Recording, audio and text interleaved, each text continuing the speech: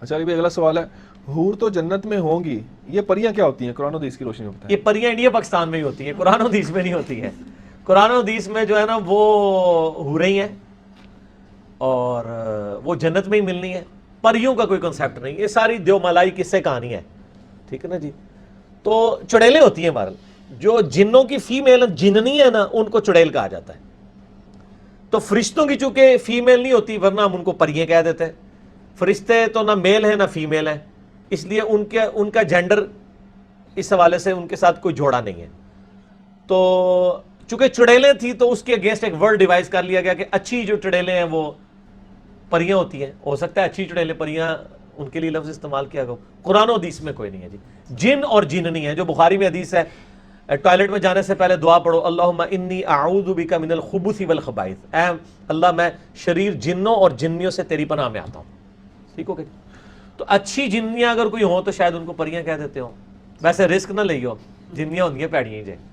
اچھا علی بھائی اسی میں ضمن بتا دیں کہ جنات کے لیے بھی جنات بھی جنت میں جائیں گے؟ ان کے لیے یعنی اس میں کوئی ڈیٹیلز نہیں ملتی ہیں، سیر کے لیے تو جا سکتے ہیں، کوئی حرج نہیں ہے۔ اگر کوئی جن دوست ہے کسی کا، نبی علیہ السلام کے صحابہ بھی ہیں نا جنات میں سے، قرآن میں نہیں ہے سورہ احقاف کے اندر، سورہ جن کے اندر، تو جا سکتے ہوں۔ لیکن ایٹ لیسٹ ان کا ٹھکانہ کیا ہوگا جو اچھے جن ہوں گے؟ یعنی کہ اس کے بارے میں کچھ ملتا نہیں ہے، فقہ کی کتابوں میں کوئی کہتا ہے مقام اعراف ہے، کوئی کچھ کہتا ہے، کوئی کچھ کہتا ہے، کوئی کہتا ہے نہیں جی جنت میں دونوں ہی شامل ہیں۔ اب اس مسئلے کو انٹینڈڈ چھوڑا گیا، تو اس میں آپ اپنی فکر کریں، جنات کی نہ کریں۔ ہمارے یہاں ایک وہ مولانا صاحب ہیں نا، وہ جب بھی دعا کرتے ہیں اللہ جتنے جن اور انسان ہیں اللہ ان کی مشکلات دور، وہ ہمیشہ جنوں کا نام لیتے ہیں، بڑے ہمدردی کرتے ہیں۔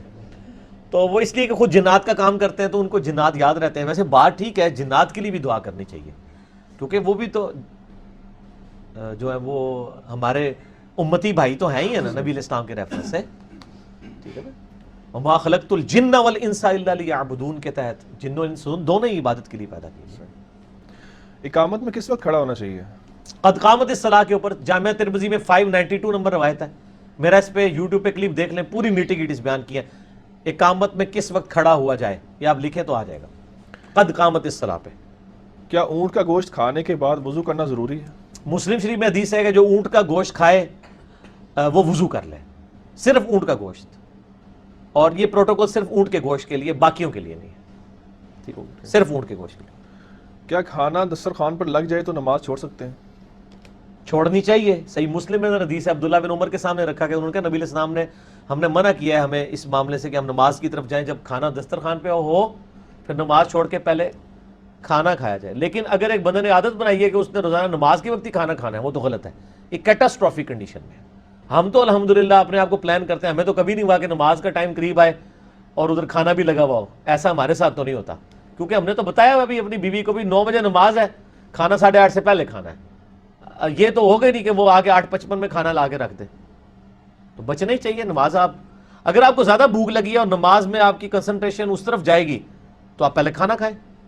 وہ تو مسلم شریف میں یہ بھی حدیث ہے کہ 2 خبیث چیزیں اگر آ رہی ہوں تو نماز نہیں ہوتی، بڑا پیشاب اور چھوٹا پیشاب، اس حالت میں بھی آپ نماز نہیں پڑھ سکتے۔ اس طریقے سے زیادہ بھوک لگی ہوئی ہے تو پھر آپ نماز نہ پڑھیں، آپ پہلے کھانا کھا لیں۔ غائبانہ نماز جنازہ جائز ہے؟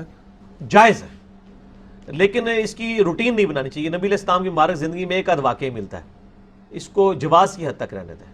جس کا جنازہ ہو چکا ہے اس کا غائبانہ نماز جنازہ نہ پڑھے، صرف دعائے مغفرت کریں۔ اگر کوئی کفر کی سرزمین میں مر گیا، وہاں اس کا کوئی جنازہ پڑھنے والا نہیں، آپ یا غائبانہ پڑھیں جیسا نجاشی کا پڑھا ہے۔ امام بخاری نے اس پہ باب نہیں باندھا غائبانہ کا جواز۔ البتہ قبر کے اوپر آپ جنازہ پڑھ سکتے ہیں، جیسا کہ بخاری مسلم دونوں میں آتا ہے۔ ایک عورت تھی حبشیہ، وہ مسجد نبی کی صفائی کرتی تھی، رات کے وقت فوت ہو گئی، صحابہ نے نبی علیہ السلام کو نہیں بتایا، دفنا دیا۔ آپ گئے، آپ نے کہا وہ عورت نظر نہیں آ رہی 3-4 دن سے، کہا فوت ہو گئی تھی۔ آپ نے مجھے نہیں بتایا، مجھے اس کی قبر پہ لے جاؤ۔ قبر پہ جا کے آپ صلی اللہ علیہ وسلم نے غائبانہ نماز جنازہ اس اعتبار سے تو پڑھا کہ فوت ہونے کے بعد، لیکن قبر سامنے تھی، پڑھا اور فرمایا کہ یہاں پہ جتنی قبریں تھیں اندھیروں میں ڈوبی ہوئی تھی، میرے جنازہ پڑھنے کی برکت سے اللہ نے ان کو نور سے بھر دیا۔ یہ مسلم شریف کے الفاظ ہیں۔ سر یہ بڑا خطرناک معاملہ ہے، سبحان اللہ۔ تو آپ پڑھ رہے ہیں، کافروں کی وہ قبریں نہیں تھیں، کافروں کی قبریں نور سے نہیں بھری جا سکتی، نبی کیونکہ نبی کا بھی نفع کافر کو نہیں پہنچ سکتا، وہ تو کافر ہے نا، وہ مسلمانوں کی قبریں تھیں۔ یہ بڑا خطرناک معاملہ ہے۔ اور ظاہر مسلمان تھے تو نبی علیہ السلام کے مبارک زمانے کے ہی ہوں گے. تو آج کے لوگ کس نسبت پہ بیٹھے ہوئے ہیں؟ اعمال اپنے ساتھ لے کے جانے ہیں. اس طرح غزوہ احد کے شہداء پہ بھی 8 سال کے بعد نبی علیہ السلام نے، بخاری مسلم میں آتا ہے، جنازہ پڑھا تھا. وہ بھی احد کے شہداء کے قبرستان جا کے پڑھا تھا. جائز ہے قبرستان جا کے پڑھے. باقی اگر کوئی فوت ہوا ہے، جس طرح یہ پورے ملک کے اندر غیبانہ نماز جنازہ شروع ہو جاتے ہیں، یہ غلط ہے. دعائے مغفرت کریں. وہ بخاری میں آتا ہے کہ نبی علیہ السلام نے ایک صحابی کی وفات کی خبر پہنچی، آپ نے اس کے لیے ہاتھ اٹھا کے دعا کیا، اللہ اسے بخش دے اور اسے کثیر مخلوق پہ فضیلت عطا فرما.